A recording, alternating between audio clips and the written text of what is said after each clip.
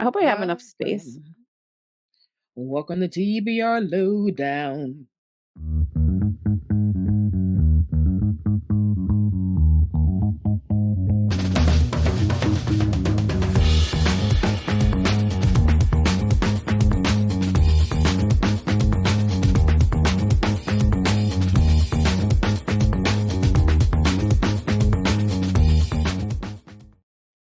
I feel like I want to create a theme song and record I mean, you can ask Hot Brother to help you.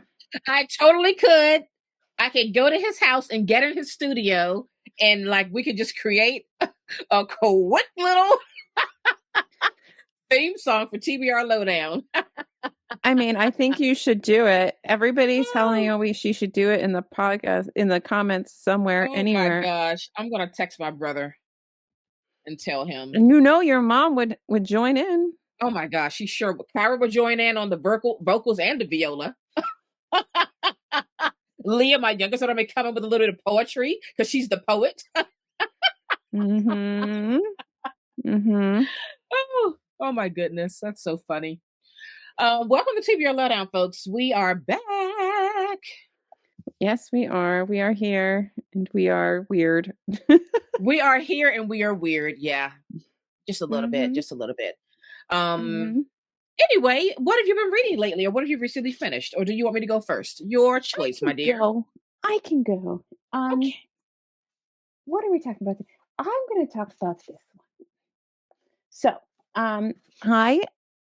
as you know, last year I read all of Jane Austen's major works throughout the year. So the same group of people who did that last year that I read along with are also reading her Juvenilia. So I am through actually, no, my bookmark's not in the right spot, but I read part 1. We read part 1 in May. I will move on to volume the second in June. So I think just for a fun summer read, that's what I'm working through. Okay. I'm really enjoying these. So these are all little stories she wrote when she was younger. A lot of them are dedicated to different family members. They are absurd. They are nonsensical. They are humorous. They are just they're just a good time. And you can see some of the themes that she's going to pull out in her novels later. You see, I feel like some of these you can almost see the beginnings of some of her characters that we all know so well, just little buds of them sprinkled through some of these just little stories that she would scribble off. And it's delightful. It's a delightful read. They're also a little bit darker, some of them, people do bad things, people die, they're just whimsical, and I'm really enjoying it. So I'm finally diving into her Juvenilia. So basically, I think by the time I get to the end of this year, if I read this and I read the Watsons, I think I will have officially read everything that she wrote outside of any of the remaining letters between her and Cassandra. Oh, that's amazing. All of that. So I'm making my way through. Yeah, so that's what I'm reading. That's amazing. And also the cover, love it. Yes. Love it. This is my second time buying this cloth bound Penguins classic, because the first one I had, Jesus got for me, and Bonnie ate it shortly after we got Bonnie. Lovely. So, yeah, I got. Thanks, Bon Bon. Yeah, that's my dog. So, remember when she just ate a bunch of my books? Yeah. Yes. That was one of them. Yeah. Wow. Okay. How about you? Well, I am currently reading Fledgling by Octavia E. Butler. And it's I'm probably I'm 46 pages in. It's really good so far. So we open up with this young girl who wakes up alone in the woods, and she has some very serious wounds. And as we're reading the story, we realize that she has a bout of amnesia. She doesn't know her name. She doesn't know who she is. She doesn't know where she is. She doesn't know anything. She doesn't know why she has this insatiable taste to eat anything but actual food. and she comes across um a stranger, a man, and he is very concerned because she appears to be a child. Hmm. Um, and he is very concerned because she looks hurt. She's very small, and he is trying to convince her to go to the hospital, and she says no, and she says she wants to go with him, and so he takes her home.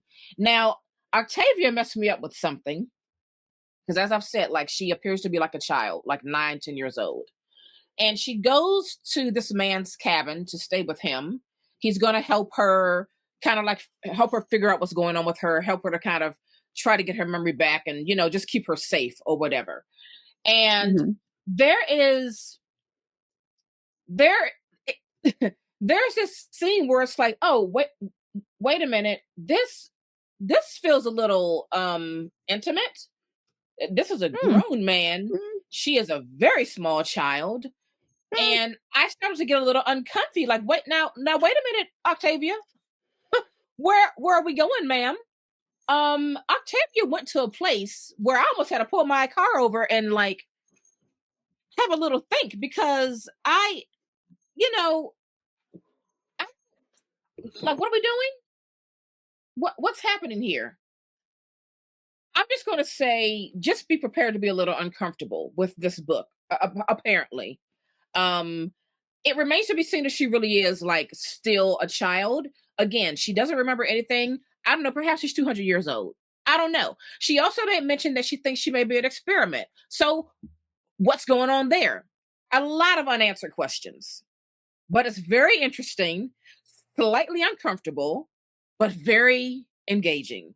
And I am excited to read the rest of this book. Now, here's something that I've not done before that I've have picked up from Alyssa. I don't know if I'll keep it going. I read the first 20 pages physically, and then I was like so pressed to keep going. I was like, let me see if there's an audiobook. And there was. So I continued on, like I left work and continued on in the car. And I don't know, like that was fun to do that, the back and forth. So I might like intentionally try to keep that going. You know, I may try to intentionally try to keep that going because that was kind of fun. But I think this is going to knock my socks off. I just have a strong suspicion it's going to knock my socks off, and that's Fledgling by Octavia E. Butler. I am very happy that you are immersively reading because, or like at least multi-format reading. I think that um, that's probably like my biggest tip for people that are like, I want to read more, other than just like, then you need to put more time to reading. Um, Yeah. being able to switch, if you have the luxury of having multiple formats, not everybody does. If you have that luxury, switching between multiple formats Yeah. will help you get through books faster because you can keep it going, like you said, in the car and stuff. That sounds very Interview with the Vampire, because isn't the little girl in that like 100 and something years old, but also like she's Hmm. a child. Yeah. And then I finally thrifted that. I don't know where it is, but I finally Hmm. thrifted Fledgling. So Oh, good. Good. I can get to that eventually too. I've been very Hmm. curious about that. And then I also want to read is it the Gilda stories? Yes, by somebody Gomez. I want to try those as well in the Yeah.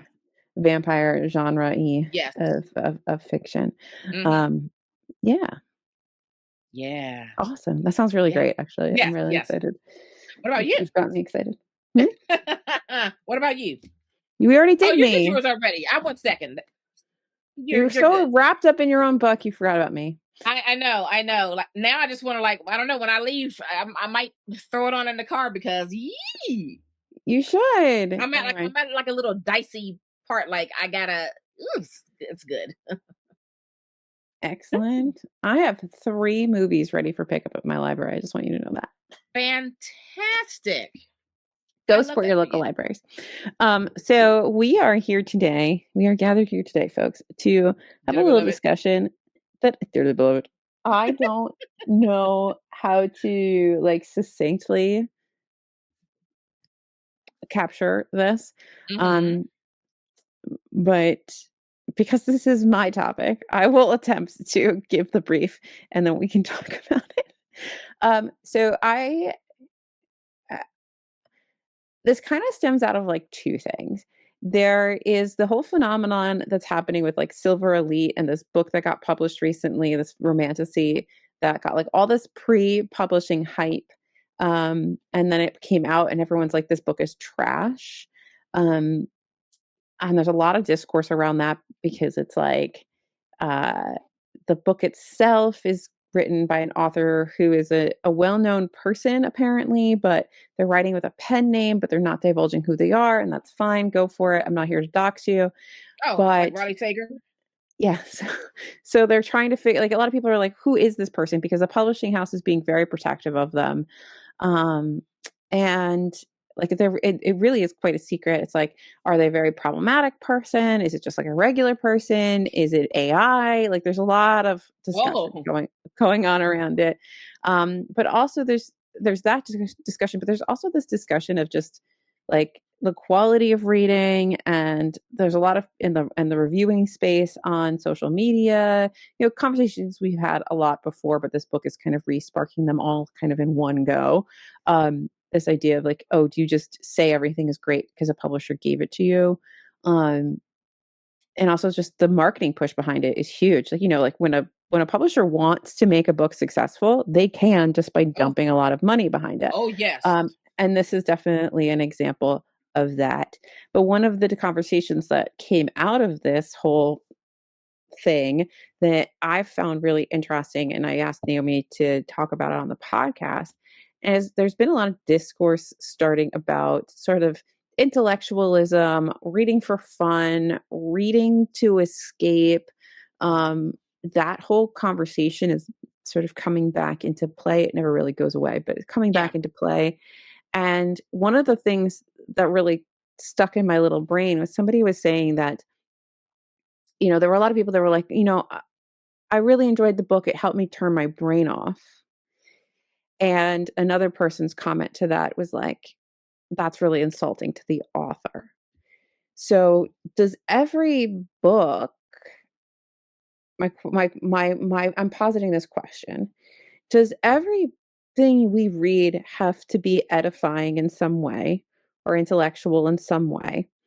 And if so, does that mean that any book that isn't, or that we read to turn our brains off, is that like an inherently negative thing? Is it bad for a book to turn your brain off, or is there space for both those things in your reading? Are you ready for my answer? Yes, go. All right. This is bringing up two things for me that like seriously annoy me about the bookish community online. And I mean, like, really annoy me. One thing, just overall, we just make this shit too damn serious. Like, honestly, we make it too serious. And it's so annoying to me. Mhm. Nope. Let's bring up three things. Okay. The second thing See, is, that's just like it starts digging in this whole thing starts digging into your brain, and you start having yeah, like, yeah, it does something to you. Anyway, keep going. Sorry. the second thing is, I think it is absolutely ridiculous to think that everybody would always read something where it isn't just light and fun, where you quote unquote turn your brain off. And the idea that that's somehow bad or insulting to me is just so ridiculous. Mhm. Like every book that's written isn't serious, Mhm. correct? There are Mhm. books that are written that are just fun. There are books that are written that are just very lighthearted, footloose and fancy free. What's wrong with that? Right? The third thing that just really grinds my gears, and I see it so much, especially on threads, is people do not want to give honest reviews if they're not positive because they don't want to quote unquote hurt the author's feelings, which a part of me thinks is BS. Like a lot of times I don't believe that. A lot of times I think that you want to appear to be in an author's good graces because you want books from them. This is just being the cynical person that I tend to be. So like I don't really believe that, but also it's like, why don't you want the book community to have honest discourse about books? what in your mind thinks that everything that everybody reads is always going to be so wonderful that we have a positive book review? And also, what's wrong with a not so great positive book review? What's wrong with that? Have you never read a professional book review before?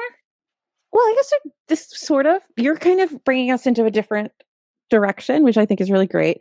And this is another idea that's been bothering me. And our love Fats baby back books. I was talking about this, and that is like we need to bring back haters because people don't. And it's a little facetious and being an asshole about your books and stuff like that. It's a little clickbaity, but the there is we've lost criticism. We've lost the ability to, at least in the book social media space, which Yeah, thankfully is actually a really small percentage of the world consuming books, to be honest with you. I don't we always I feel like the whole community needs to check itself sometimes and be like, you are just say a that facet again. of a much bigger conglomerate of readers in the world. Okay. Um, Absolutely.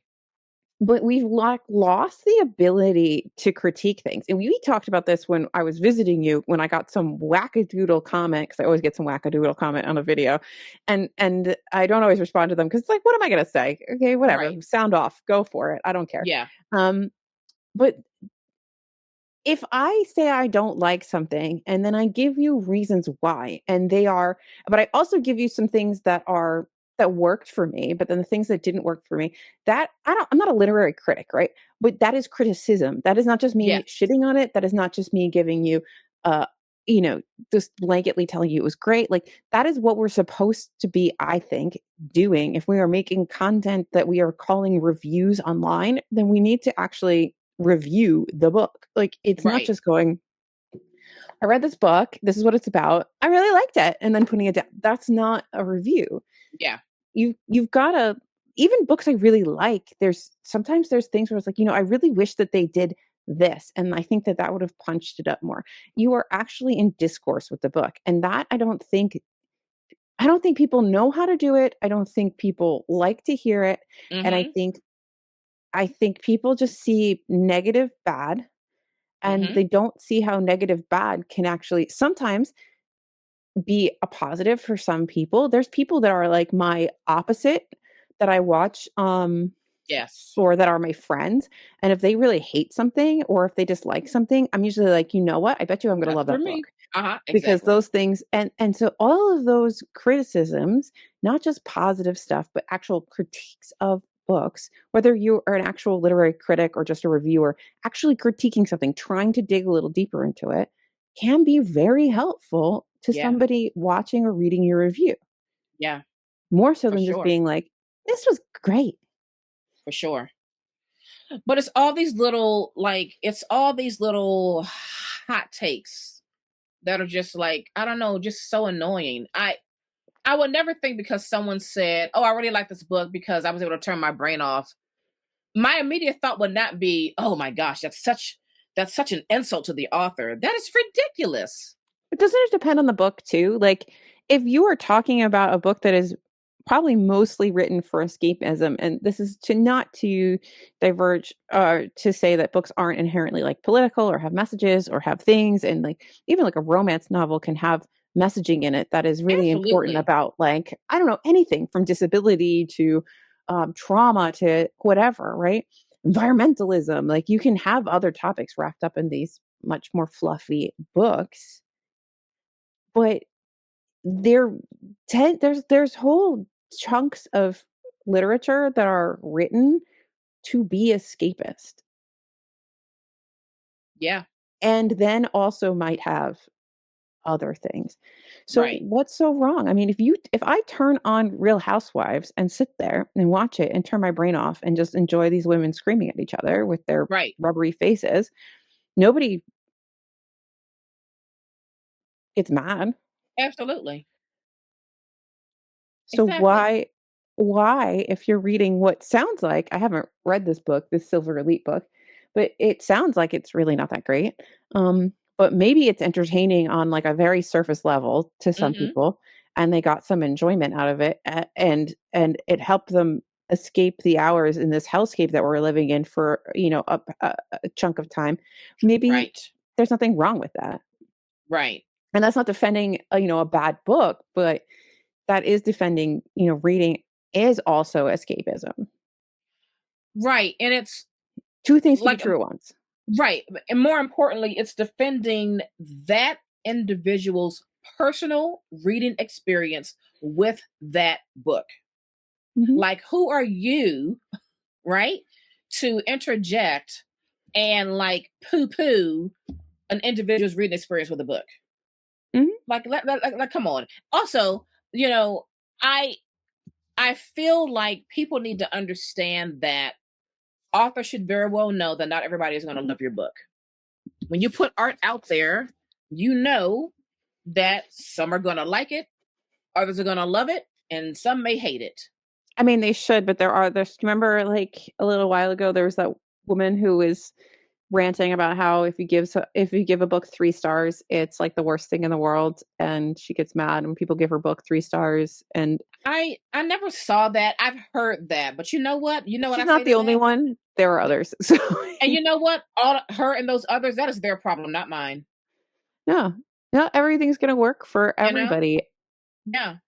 There are plenty of things that I don't like.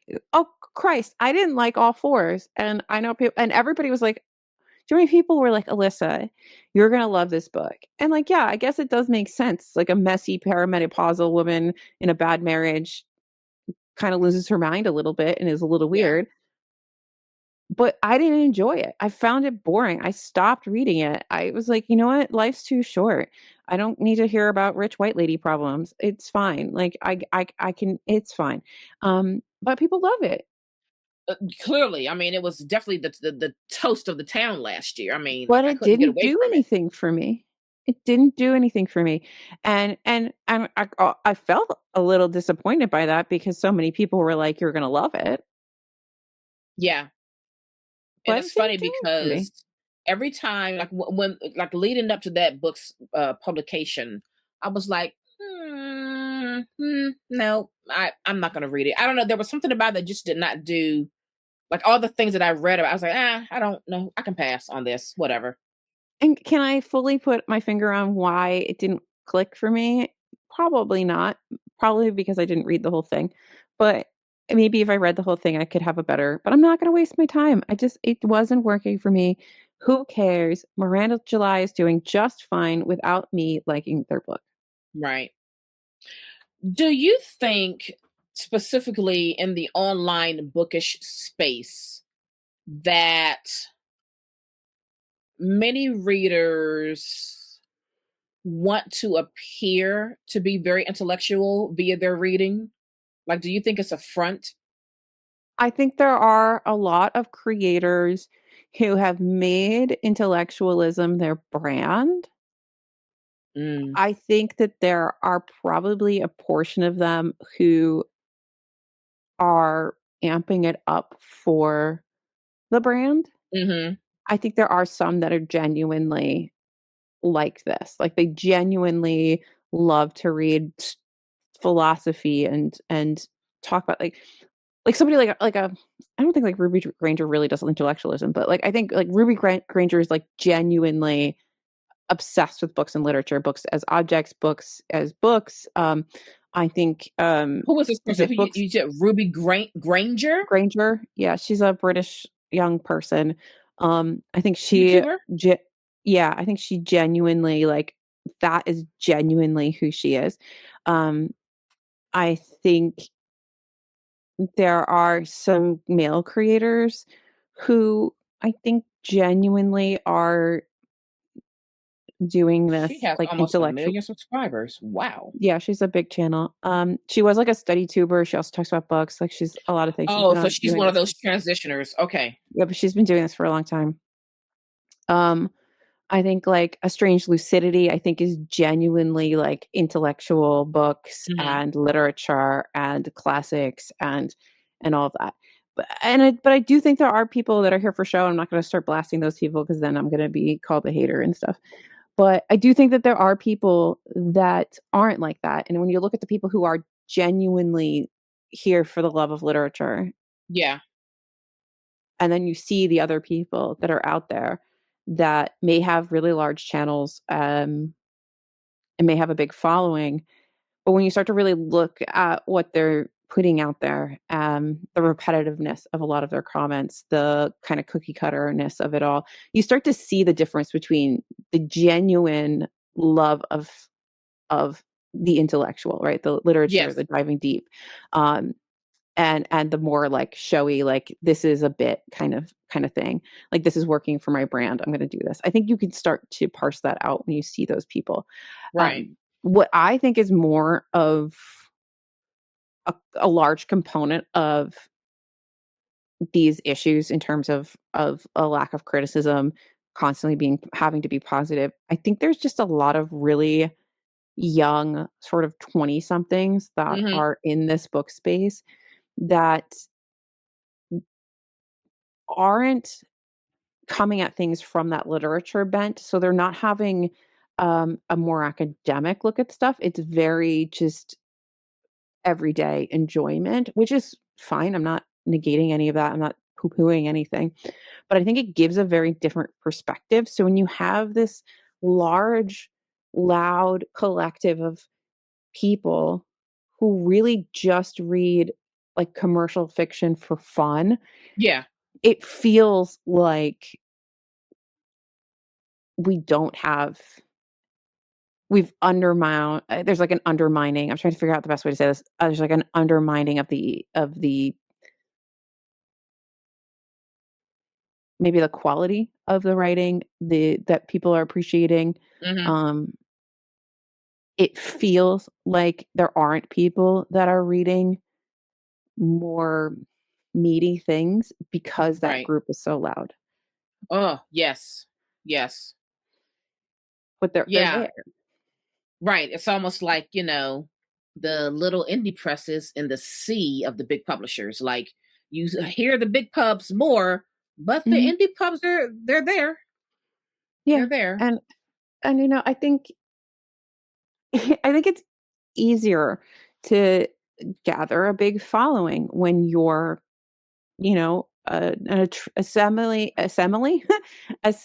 even a eventually attractive young person. Oh, absolutely. We can't deny that. And it doesn't matter how articulate you are. You don't have to even be articulate. You Mm-mm. just have to be engaging in some way and be young and attractive. I'm gonna say you really don't even have to be that engaging. You know what? You're right, because the amount of women that I have seen, and they're not they're kind of more reading what I'm reading, which is why I see so many of them. But the amount of women who look dead behind the eyes and speak in a monotone voice Yeah. and have amazingly large followings, Yeah. but honestly, I want to go to sleep because you're boring me. Like I want to Yeah. shake you. Can you like crack a smile? Like Yeah. what? Why do we want these? This has gone off the rails, this conversation, but that's fine. This is a good chit chat. It is. Why do we? Why? What is this? I don't know if it's a fascination, but what is this phenomenon of the dead behind the eyes, monotoned young lady? Do you know exactly what I'm talking about? I know exactly what you're talking about. Yes. Yeah. And I can, like, think of several people, and it's not even that they're Mhm. making bad content. Like, there is Right. It's stuff just in no there that's personality interesting. It's there. like there's 0 personality. It's like you could be anybody. I Yeah. could put anybody here. There's, like, 6 or 7 of you that are interchangeable, and you could be any of those women. Yeah. Yeah. Can we have a personality? Yeah. And I think to some booktubers who have been on for, I wouldn't say like forever, but like a handful of years, that are like putting out phenomenal content and that are truly like engaging. And it's Mhm. like they haven't even cracked 5,000. And Yeah. I'm baffled by it. Honestly, I'm baffled by it because it's like the content that they're putting out is so rich, Mhm. right? It's so rich. And you could connect with them because their personality is just so, I don't know, like you just want to like soak it up, you know? And it's like this person should be in the triple digits. and they're like 800 are now like 4 to 6, thousand. It's like it's unbelievable. There have been a number of times where I have seen like and when I say a brand new content creator, like no past Instagrams, no former other name of, insert a niche here YouTube channel, like nothing, like for real, no joke, starting from scratch, break like 40,000 followers like in a month. But they Yeah. were very, very young, very, very pretty, and that was it. And their aesthetics. I mean, there's a whole separate discussion here about like what do algorithms like, The algorithms but then love it. also why do we love them? Like why? Because I I feel like I have conversations with all kinds of people, and it might just be like I just everybody I talk to about these things, we all think the same, and it's not a good sample. But um, where we have the same kinds of conversations, where we're like, yeah, like I've watched that person a couple times, but they're not really that, interesting. Or like, yeah, I get a lot of alerts for that Substack, but they Yeah, have these huge followings, and you're like, yeah. why? What is so compelling about this uncompelling person?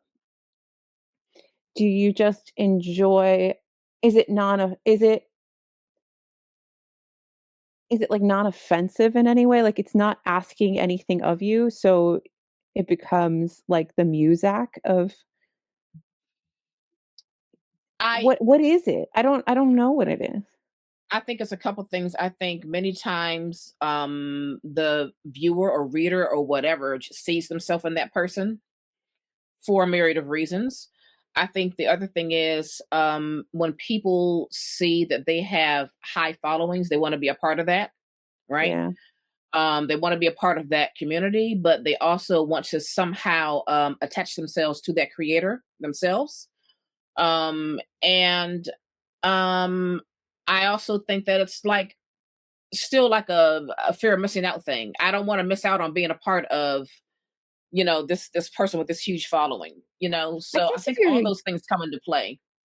I guess if you're young, some of these people could be almost aspirational for you. That too. Like I wanna be this kind of person, like, I wanna dress that way, I wanna read Yeah, these books, I wanna like, it's a whole the totality of the creator becomes yeah, aspirational, like, I wanna be that kind of person, yeah, I want that and I kind of guess a following. Yeah, for old bitches like us, um, that ship has sailed. Like, we just are who we yeah, are, for and we're reading sure. what we're reading, and if you're Yeah, coming along, you're coming along. If you're not, yeah, have fun, like, life's too exactly, short.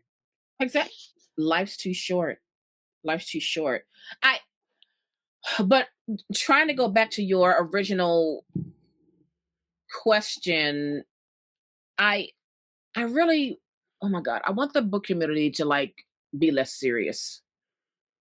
I have been really turned off by the community lately. Like seriously, I have not wanted to participate in this book community at all. I'm so annoyed by it most days because every time I turn around and get on threads, somebody is talking about some random argument that the book community is now in. I'm like, you all need to just shut up and read because there should not be this much drama in this community.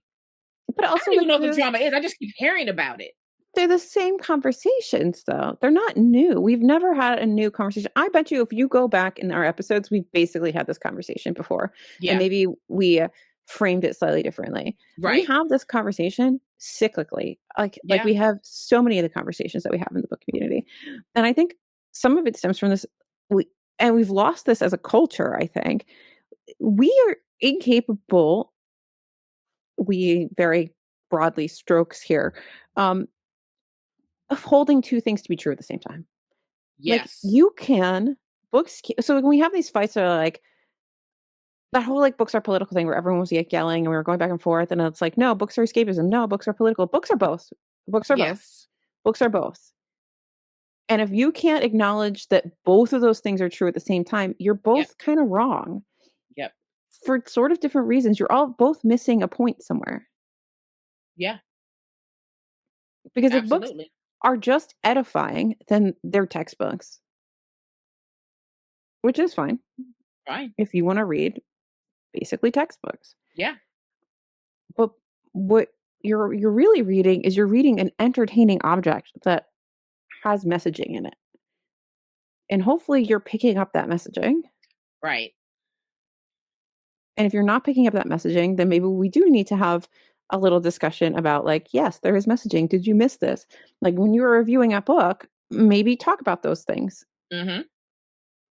so that other people can hear that it's in the book and then maybe other people will connect something. Because sometimes you just don't notice something, which is why I like watching reviews about books I've already read because you're like, oh my God, I didn't see that. I didn't think Yeah. about that. Yeah. I didn't make that connection, which is why Right. your reviews have to be more than an opinion. Right. Exactly. Yeah. Yeah. I don't know. We're getting really weird in this book community. You I know, think it's I just the internet sucks and we need to all kind of move away from it for a little bit and touch some you, grass. like if look, readers out there, if no one's told you today, it's perfectly fine to read a book and turn your brain off. Mhm. Okay? It's also perfectly fine to read a book where you got to have your brain completely on and you got to work a little bit to really understand what you're reading. Both of these things are okay. There's nothing Mhm. wrong with either one of those ways. I do Nope. both often. Yep. I Yep. do and love both often, okay? Yep. I just like, come on, book look, book community, can we just chill out?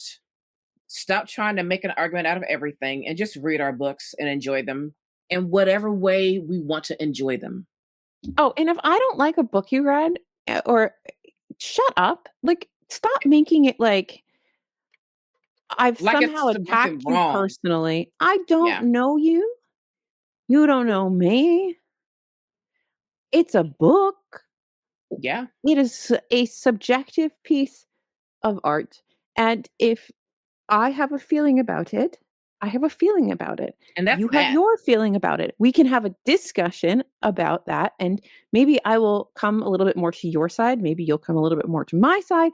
That's called discourse. But just coming into people's comments when you see somebody didn't like something you like, and this happens to absolutely every creator, Hmm. do not unload your bullshit. Just don't. Yeah.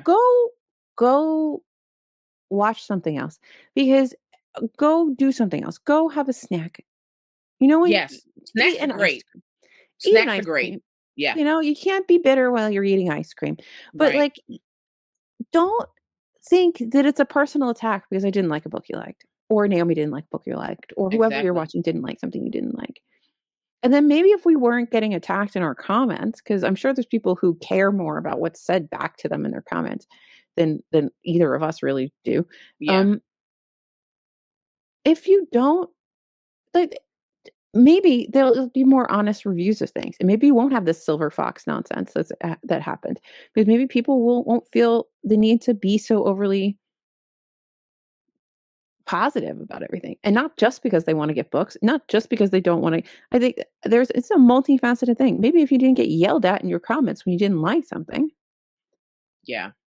the things that I've seen, and I think it happens to all creators, but I think people really like to dump on women who critique stuff online, Yes. especially if it ever even like vaguely drifts into like a male space, the thing that Yes. you're critiquing. Um, they just love to dunk on like paragraphs, things that I've had my friends have sent me where I'm just like, is this person okay? Do they need to go to therapy? Like, I mean, like paragraphs about why you're an idiot. Yeah. I got one that was like, well, you shouldn't be saying like so much when you're reviewing literature. Then don't watch me. Right. This is who I am. I'm a 40, almost 42-year-old woman.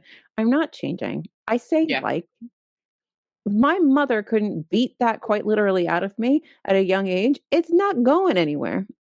I drop F bombs. I mumble. It's who I am. You either Yeah. find it charming and endearing and you want to stay, or you don't like Or it. you And you don't. know what? And There's you a can thousand other leave. people you can watch. Yeah. And not every Yeah. and I'm fine, but you don't know who's on the other end of that thing. Some people really can't take your bullshit So and they take true. that to heart and it really hurts people. It don't Yeah. hurt me. Fuck you. I don't care. Yeah.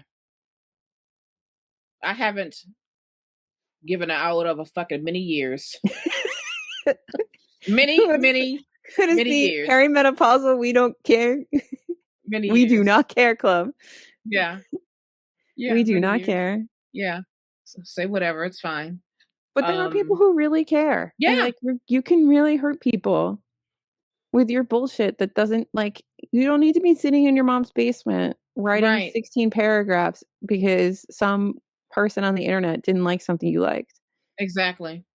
There's probably 1,000 people on the internet that did. So why don't you go over to those spaces and enjoy all of the love bombing of the things you love? Yeah. Also, two things, because one time I think I was so annoyed one time. I did a post on Threads and I basically said, um, those of you who keep talking about um negative reviews are bad, like you all basically need to shut your mouth. You're being ridiculous. I had a whole little rant thing, right? And like there were several people that basically said I would speak honestly about a book, but like the fans will come at me. Yeah. And I'm like, this is really, you all in these fandoms of authors, you all need to get your shit together. I've been You getting can yelled at about my dislike of Prophet Song for two for years how long now. now? 2 years now? I'm fine. Some of you fans need to calm down. It It's is fine. It's a book. it's just the book.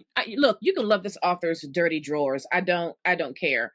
But if someone else doesn't feel that way, like keep all of that nonsense to yourself.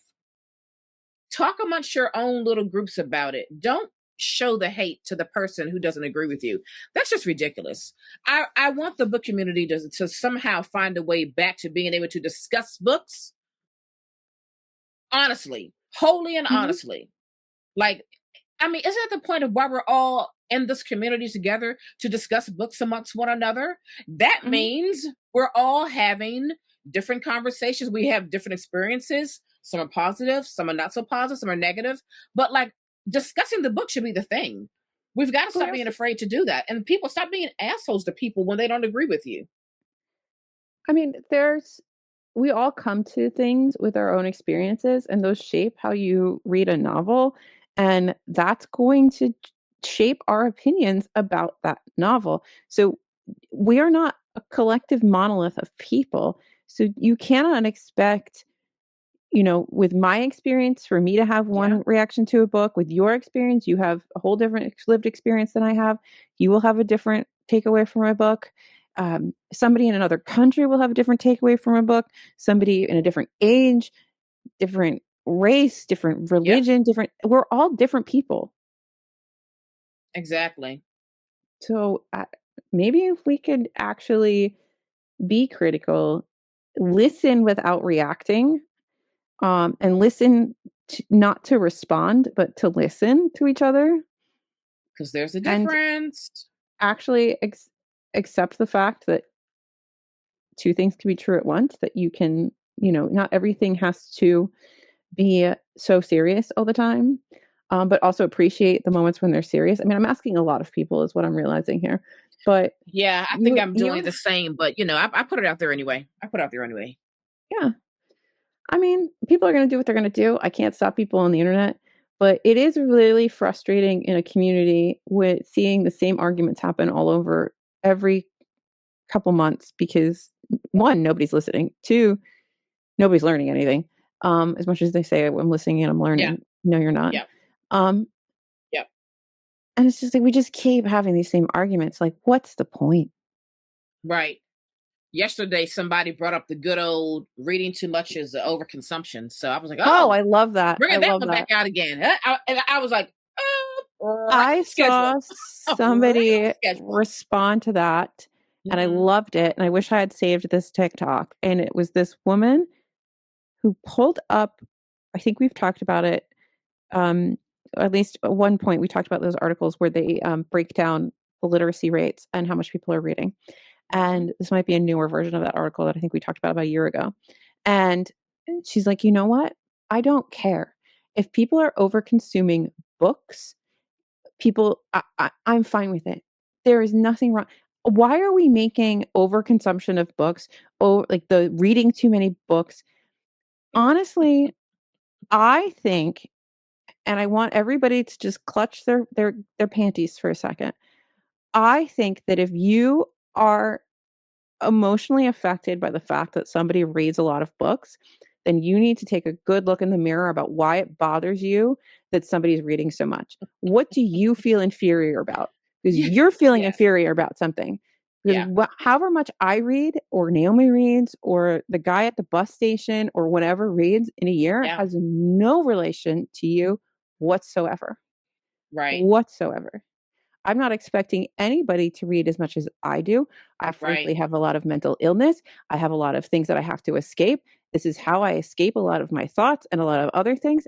A lot of people do other things. Some people sew, some people knit, some people watch TV, some people watch movies, some people go for runs.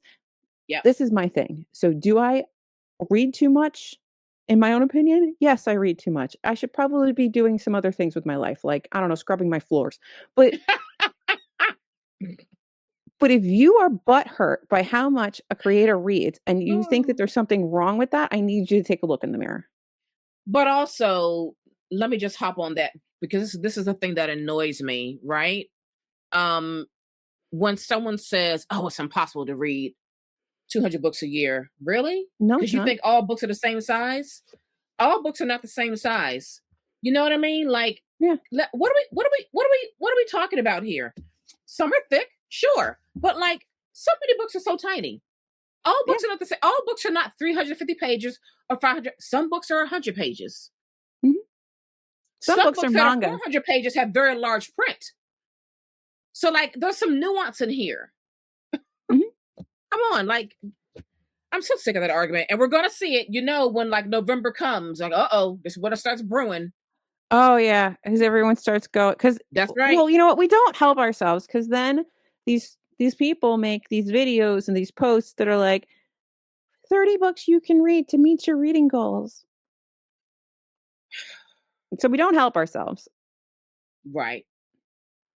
I set a reading goal every year that is an arbitrary number. You set one book. I Yep. pick a random number and I put it in just because I don't know. I just do. It's kind of nice to see. Am I going to read that many? Who knows? I Yeah. always read more. Yeah. If I I don't, haven't. I Yeah. literally don't care. It means nothing. Right. I actually have not updated my Goodreads in like 3 months. I have been so disconnected from like the bookish world and bookish things. I've just been reading books and not doing Yeah, anything else. I'm just at this moment, I'm just a little bit turned off from the book community. it's a lot. That's People are really annoying. Yeah, Just generally, people are really annoying. And then you like get into these communities and then you put it on the internet and then it just gets extra annoying. Um, yeah. I mean, it's been a tough year so far, but it's just been a lot going on, and I've just found that my patience is a little thinner right now, and so it's even easier for me to just like cut things off for a minute. It was easy before; it's just like super easy now. It's like, nope, I need a break from that for a minute. Yeah, I've been having a hard time like filming content and stuff. And it's not even like the response back from people. It's just like I don't there's only so much bandwidth I think that we have as human beings. And the world that we're living in right now has really eaten a lot of it. Oh, And yes, it I need has. so much decompressing. So like really a lot of the times the only thing I can do is read a book and journal about it. And Yeah, that's all I have in me. yeah, Um and I feel guilty about not putting out like my Substack or putting up videos or something. But yeah. also like I can't you can't pull from an empty well, right? Like I can't make stuff when there just isn't anything to like like I've been staring at a Substack post for the last week and a half that is in half draft, and I just can't. Right, And it's interesting because a lot of what I'm writing, I've already written in my journal, right? Like I just got to right. like make it like public, Mm-hmm. not my journal. Um, take the personal out of it. And it's still really hard to like find words to be creative. Yes. We talked about this in the last episode, like uh, you're seeking creativity and like I need creativity, but like something different. Um, there is like a turning in that has to happen and a turning off of other things to Yeah. like to sort of fill back up that well. Yeah. So like these communities with like their nonsense, it's like I don't have time for your nonsense. Like Not at all.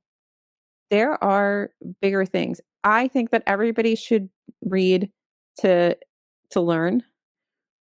I think that you can't do that 24/7, 365. So if you need to pick up a book that's fun, pick up a book that's fun. If you only read Exactly. books that are fun, maybe sometimes pick up a book that is challenging because I think it's just good for you. Yeah. It's just good for you. Pick up a book Yes. that's challenging, and challenging means something different to literally everybody. So figure out what that means for you and pick up a book. Stop fighting over nonsense. Please.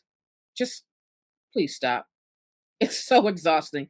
It's so exhausting.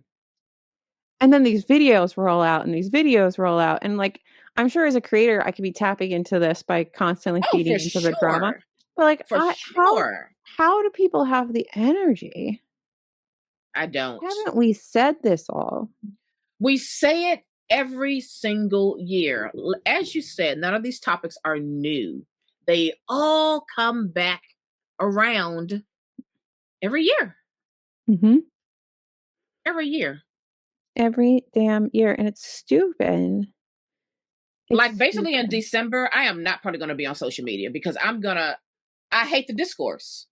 It's all about, oh, they didn't really read. I can't take it. I will not, I just will, I'll disengage.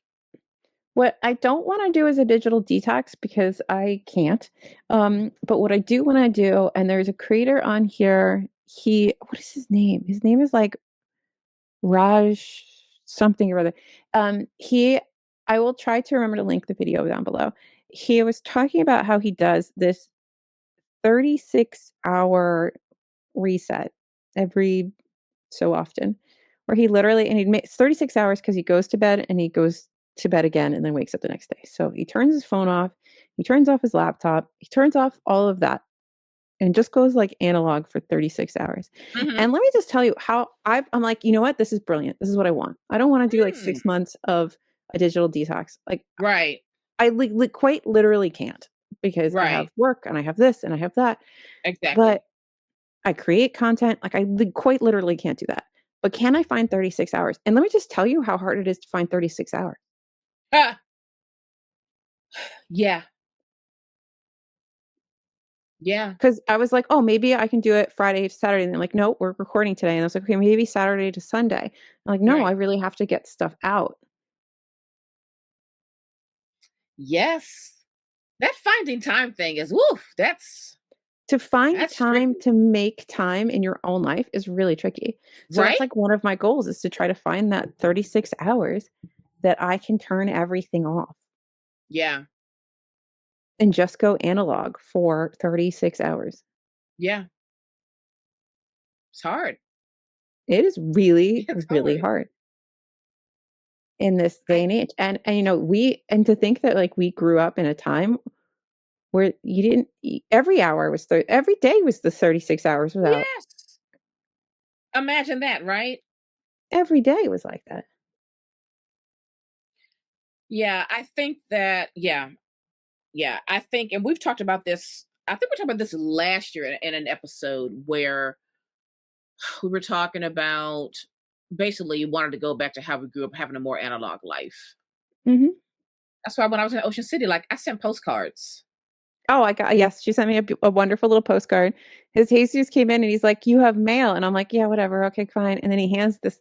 I was expecting him to hand me like bills and stuff, and no, he handed me. It was so lovely. Like it just made my day And it to get felt something. I'm gonna tell you, it felt so nice to write a little something on a postcard for the people that I love. And Hmm. it just kind of filled me up. And I was like, more of this, please. More Yeah, of this. Yeah. Yeah, so that's one of my goals, and, maybe you can try it too. Try to find 36 hours to literally turn off the computer, turn off the phone, turn off everything. Like, maybe I I will watch movies on my portable player, right? Yeah. Not TV, not streaming, not any of that. Just I'm gonna very much choose to only watch on this little thing. I honestly, I love that I bought that stupid Yeah, that was DVD cool. player That was cool that you because did that. Yeah. it's actually, like, really nice to just kind of not have the distraction of everything else. Like, I'm just watching this movie. Yep. Yep. I'm not gonna get distracted on this streaming service or that streaming service on my way to watching this movie. I'm just gonna watch this movie. Yeah. Yeah. Well, I'm proud of myself for really sticking to my Sundays where it's just basically all about reading and then being in my journal. That's it. Yeah. Like nothing else crazy is happening. And it is a good like resetting, you know? Mhm. It's not 36 hours, but like it's just an entire day of just like Yeah. analog. Yeah, and I feel like maybe if we all collectively as humans took a little bit more time to get out of these these internet spaces, I think we might come back to them with a better perspective and not be Yeah. so get so wrapped up. Um, like, sometimes I think about remember, like, several years ago with J.M. Buckler and that whole, like, Oh my big thing that gosh. happened, and, like, Yeah. sometimes I think back on that, like, fondly because I think it was a really interesting bonding experience Yeah, in the book space, for but it was sure. also when you think about it, I'm explaining all this stuff to, like, Jesus, who is barely on the internet, and he just, like, looks at you like you're crazy, right? Like, Right. Like, are you 'cause it serious? is crazy, like, it's crazy for us to get wrapped up in Yeah. all these petty dramas, and we all do it, like, I do it, Yeah. like, Yeah. I'm not saying I'm better than anybody, I'm just as fallible as the next person, but does it matter? Like, It absolutely does not. It absolutely does so not. so, I don't know, maybe you can find 36 hours, I'm looking for my 36 hours, maybe Yeah. you guys listening can look for your 36 hours. And just turn your phone off when you go to bed and don't turn it back on until you wake up 36 hours later. I mean, I can't turn my phone off because I'm a parent and I just would never do that. I can't turn my phone off because if I don't answer Jesus, he like loses his mind, which I There think is you really have it. funny because when I don't and he doesn't answer me, I don't lose my mind. Right. But when I Yeah. do like follow it up with a phone call, I'm like, so where are you? He's like, oh, I'm driving. So funny. Okay, but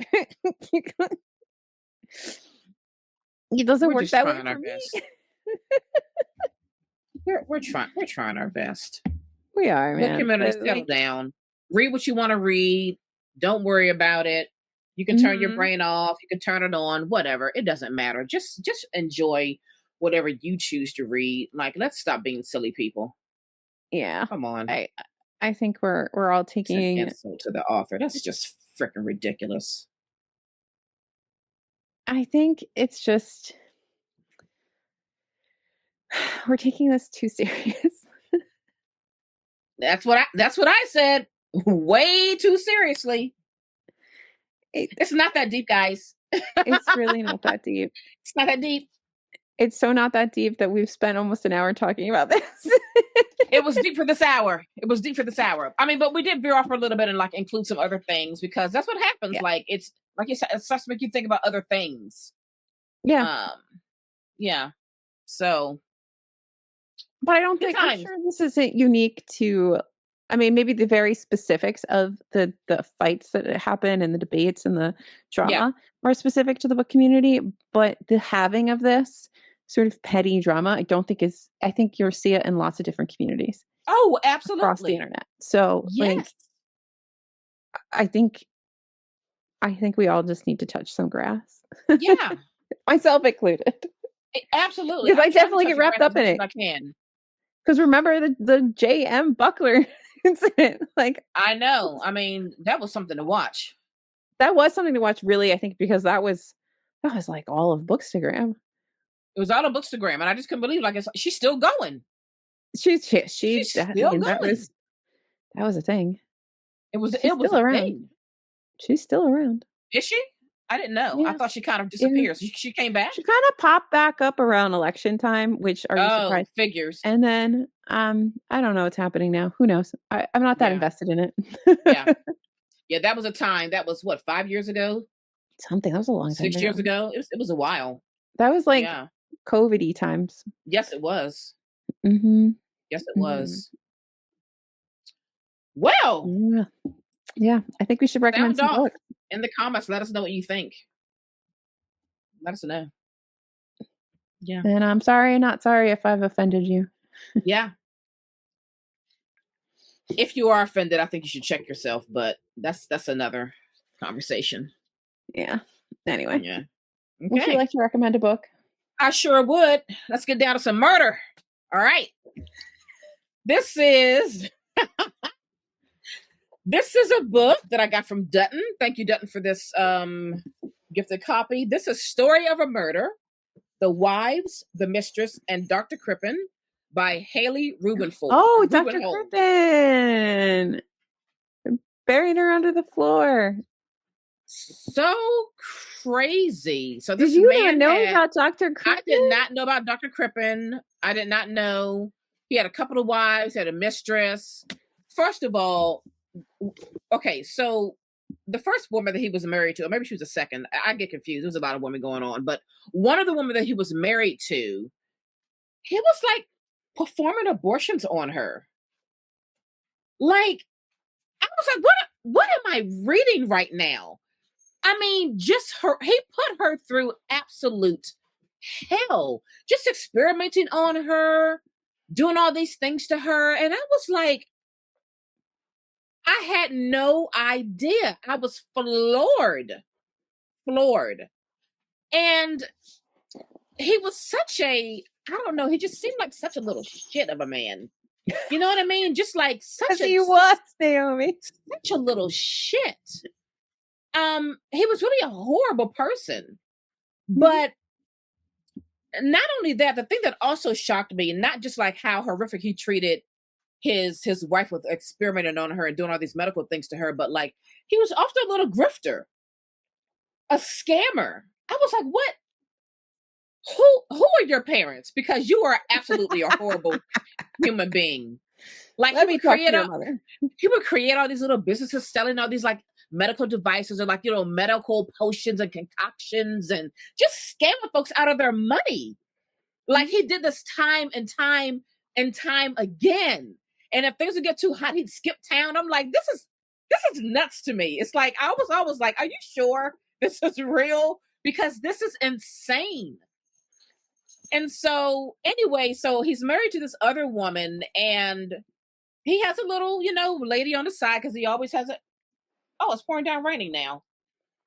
He always has a lady on the side, but this affair went on for quite some time, and this other woman was getting really fed up. I mean, she was brazen and she was bold because she started showing up at the house and basically, you know, sitting with him and his wife, just inserting herself into their marriage. And she really put the screws to him. She turned up the heat, and he got rid of that wife. He Yes, got he rid of that did. wife. And I think that the mistress was involved in that. But whatever. Probably. This was a very interesting read. I mean, my jaw was on the floor for the entirety of this read because like the unmitigated gall and the audacity this man had for everything that he did, down to the experimenting on the wife, down to the murder, down to the grifting, it was all way too much for Yep. me. It was way too much. I could not believe it. So interesting, so engaging. I think this is very well written. There were no boring parts, none whatsoever. Highly recommend giving this a read. Story of a Murder: The Wives, the Mistress, and Dr. Crippen by Haley Rubenhold. Thanks again, Dutton. This was fantastic. Yep. Yep. I'm so glad you learned about Dr. Crippen. Yes, I had no idea. Yeah. So I have a nonfiction for you, since we're talking about Okay. edifying books. Hold on. First, Alfie has to apparently like throw up in his mouth. Are you done? That was disgusting. Okay.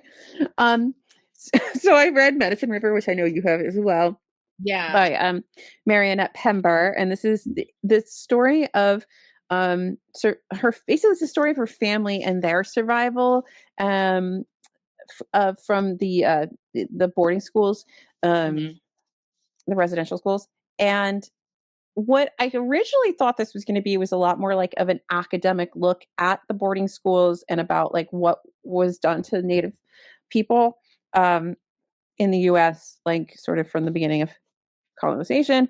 Uh-huh. Um, and it is a bit of that in the beginning, but then she moves into a memoir, which was, um, sorry, Alfie, don't eat the books, which was really an interesting layer to put on top of this Huh. because we are moving be it's so her memoir of her family really highlights how generational trauma works, Yeah. how adverse childhood events affect generations, not just the child they happen to, how, alcoholism, dependency, Mm. um, all these things become commonplace in a group of people who experience a massive trauma like the native peoples of like Native Americans have.